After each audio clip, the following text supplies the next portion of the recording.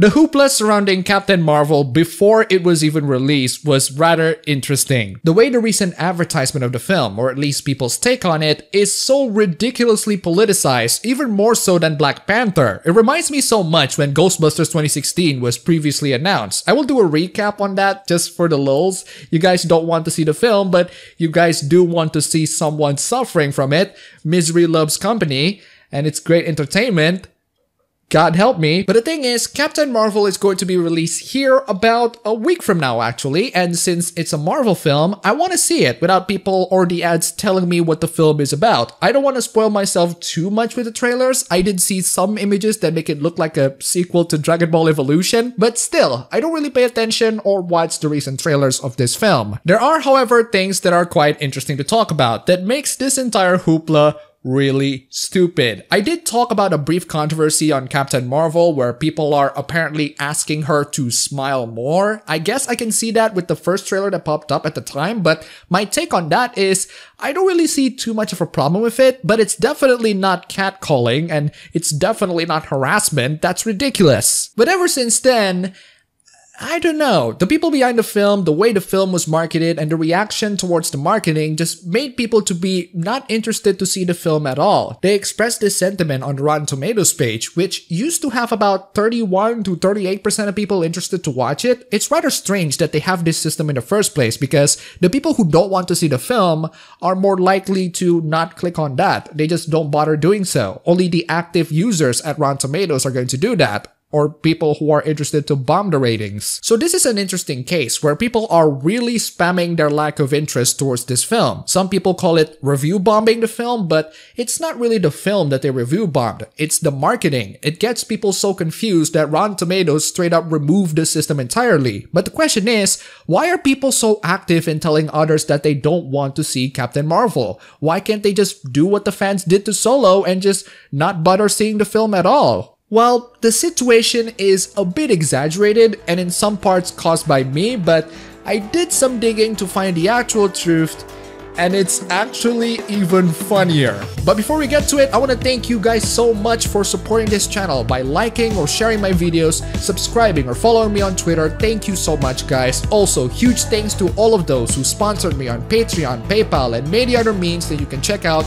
Links down below. Thank you so much, guys. You guys are fantastic. Yes, I did steal Tim Pool's intro style. I kinda like it, sue me. Anyway, let's start off by talking about the removal of the interest ratings by Rotten Tomatoes. They have an article saying that they're updating a lot of the things like the UI, which is now entirely red instead of the typical red and green that they always had. And then here's the interesting part. They're going to remove the interest rating or want to see percentage score during its pre-release period. Why? Because the score is oftentimes confused with audience score percentage number. We usually classify those people as illiterate. It literally says on the front cover that it's about the people who want to see the film and not the audience score. So anybody who thinks that those are reviews is illiterate, either because they actually are illiterate or because they want to push a certain narrative. Now, we have seen cases of review bombings before that are just utterly misguided, like the people who review bombed the first two Metro games on Steam because Metro Exodus is an Epic Games Store exclusive. They review bombed it positively now for some reason. There's also that Taiwanese horror game called Devotion where it got review bombed by the Chinese audiences because the game made fun of the Chinese president. It got so bad that the game was removed from Steam on the Asian market in general. I'm in Asia and I can't find the game on Steam as well. Just imagine that for 1 second. People review bomb a product so much to the point where it got banned on certain regions. That's just one of the cases where feedback can have a major impact to your films or video games or products in general. I think Captain Marvel is going to be a film that suffers from that consequences. We've seen how people in social media are very active in expressing their lack of interest on seeing Ghostbusters 2016 to the point where the film bombed. So when people in social media are actively expressing that they don't want to see a major blockbuster film, I think you guys should hear why instead of just covering your ears. We'll get to why people complain and bomb the interest score in a moment, but first, I do want to talk about how Rotten Tomatoes justified this entire thing. Actually, they don't. They just say that some people got confused over it, and here's how we're going to change it. The worst part of all is that they're going so far as to remove the comment function prior to a movie's release date because there's an uptick in non-constructive input, sometimes bordering on trolling, which is a disservice to the general readership. That's just insane. You're going to disable comments because some people might use it as an opportunity to troll the film? People don't just review bomb films or games without a reason. There are really stupid reasons in why you'd review bomb something, but at least there is a reason, and I think it's much better if we examine the reasons in why people are review bombing certain things, so that we can make judgments in whether or not the review bombing has some legitimate concerns to it. And to say that people are not happy about this change is an understatement. Gab recently made a browser plugin called Dissenter, where it's basically a comment section to every URL. It's insane, but it works. So now let's get to the main question. Why did people review bomb the interest ratings on Captain Marvel at Rotten Tomatoes? Well, it's thanks to this interview that is a bit exaggerated by people, in my opinion, but it is still really stupid. And what actually happened is actually even funnier. During an interview by Mary Claire, Brie Larson talked about superheroes, success, and her Hollywood sisterhood. In the review, the journalist who interviewed her brought up that nobody usually wants to take a chance on a disabled journalist. This is where she answered that she noticed that the critics are overwhelmingly white male. Oh, goodness gracious. Like, why does that really matter? And you know what's really funny about that statement? She's right. She's primarily talking about professional critics, as in people who write reviews for journalistic outlets. And yes, they are most often populated by straight white males. When journalists complain about diversity, just so you know that they're also working on a media publication that is also overwhelmingly white and male. It doesn't matter who reviews the films. It matters on whether or not the review is good. Now, to be fair to Brie, in this particular instance, it was the journalist who brought up the question to her. But then again, it's her who made things worse. And she made it worse by saying that she talked to Dr. Stacy Smith at the USC Annenberg Inclusion Initiative, who put together a study to confirm that the critics are overwhelmingly white male. Some people exaggerated this claim because she's clearly talking about the reviewers on mainstream media who got early access to the film. And yes, most mainstream media reviewers are part of that white male demographic. But again, who cares? What's the difference between having a white male as a reviewer and having a black female as a reviewer? Both reviewers will talk about the film, and the only thing that will differentiate between the two are if the two critics in question have different political alignments or goals in how they review a film. Maybe the black female reviewer will focus on the quality of the film. Maybe the white male reviewer will focus on how it helps feminism, or vice versa. We don't know. It depends from reviewer to reviewer. But Brie Larson continues that it's about giving people the opportunity to review films more and making her press days more inclusive. In other words, she's going to dismiss the white male reviewers who will get the press screening and let women and people of color to come in to review their films. I want you guys to keep in mind that we're talking about reviewers, professional critics from journalistic outlets. We're not talking about YouTube reviewers or you guys in general. We're talking about reviewers from journalistic outlets. I did some research on the numbers done by the USC Annenberg Inclusion Initiative research. Guess what I found? Oh boy, it's really juicy. Here's an article from The Hollywood Reporter reporting the findings of the Inclusion Initiative. They're specifically talking about the Rotten Tomatoes reviewers who reviewed the top 100 highest grossing films of 2017, and they found out that there are 77.8% reviews made by men, 82% made by white people, and around 63.9% reviews made by white men reviewers. Why do these numbers really matter? Well, it doesn't, but if you're advocating for social justice, then it definitely is. And it's not like there isn't a good explanation in why there are less women and people of color reviewers. It's pretty much a fact that most people in America are white, and therefore there are less people who are underrepresented. Women in general aren't really that interested in reviewing films. They're interested in watching the films and enjoying them.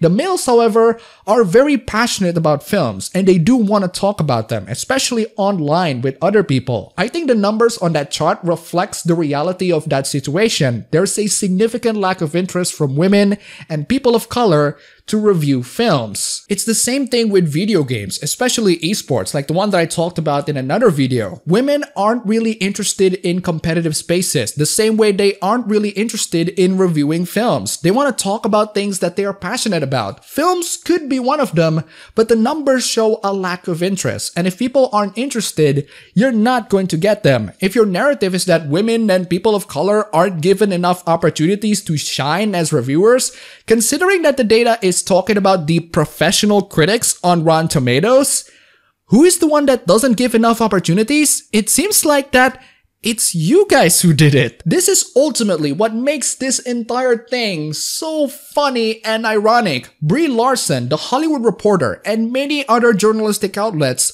are spreading the narrative that film critics are overwhelmingly white and male because women and people of color aren't being given enough opportunities. But the people who don't give women and people of color these opportunities are Hollywood and the journalistic outlets themselves. This isn't something that you guys should be mad about if you're not a professional critic especially. This is something that you guys should be laughing at. They're attacking each other. It's so funny and ironic. I also find it really bold that they're asking for a 30-30-20-20 representation. That's right. They want a 30-30-20-20 representation. Let me give you a quick tip in how to achieve that goal. Just straight up deny reality. And if the reality of the situation is that Hollywood and the big journalistic outlets are actually denying women and people of color to review films, then it's not the fans who's at fault here. It's you guys. It's you guys who are talking about problems that you yourself have. Why should we care about this other than because you're making a fool of yourself? This is one of the funniest cases of projection that I have ever seen. I'm disappointed that people exaggerated these claims as if Brie was talking about white male viewers or reviewers in general. Not that I want to have early press screening of this film anyway, and I'm a guy who reviews films on YouTube. Brie Larson and the Inclusion Initiative itself are talking about white male critics on the journalistic outlets and how journalistic outlets are overwhelmingly representing the white males as their critics. It's ideologues attacking other ideologues for not including ideologues enough. It's freaking hilarious. But still, I can see why people are complaining. It's the mentality against the white males that people just can't stand, even if it's against the reviewers. People just don't want to see films that don't want them as their audience and be hostile towards a specific demographic. Now sure, Brie isn't really talking about the white male audiences, but her general point of the lack of diversity in the press screening is just really stupid and in a lot of ways not inclusive. It drives people away from seeing the film, and that's where you get all the complaints at. The truth of the situation is actually quite funny and ironic, but what the journalists can do to diffuse the situation is to tell people, hey, Brie Larson and the Inclusion Initiative are talking about the reviewers at Rotten Tomatoes who are overwhelmingly white and male. You guys are confused. We're not talking about you. Instead, they went on to talk about those evil trolls trying to sabotage the film by bombing the internet score on Rotten Tomatoes. There's only one outlet that I know who said that Brie isn't talking about white men in general, and that's from Express UK. Good job, Express UK. So you know what? I'm gonna leave this video by concluding that this entire hoopla is a bunch of idiots talking about issues that doesn't concern anyone, shouldn't concern anyone, and instead of working on a solution and how to fix it, they project their issues to everybody. I gotta give some credit. Brie Larson is trying to fix the mess that the journalistic outlets and Hollywood have, a mess that they themselves complain about. And honestly, who am I to judge? Go and try to fix this really stupid issue that nobody cares about other than ideologues. This entire thing barely has anything to do with Captain Marvel. In fact, I'm more excited to see the film. Since I review films and games on my Uncapped series, I have to see this film and tell you guys all about it. And I cannot wait to do that next week. And before we close off this video, Rotten Tomatoes. What's with that derp face on the special look thumbnail? It legit looks like the screeching memes.